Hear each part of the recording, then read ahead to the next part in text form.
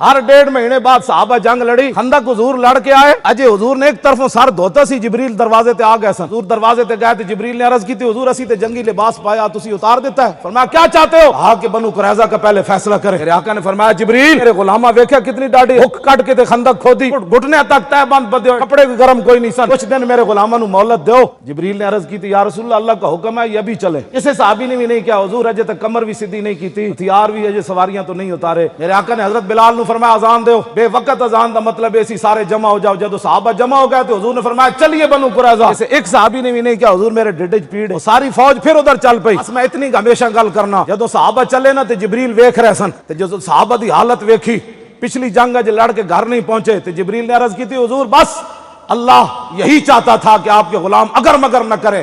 अब मसला आगे का लनुदाद हन्ना, बस आपके गुलामों से पहले बनु कुरैज़ा के किले हम इला कर रख देंगे।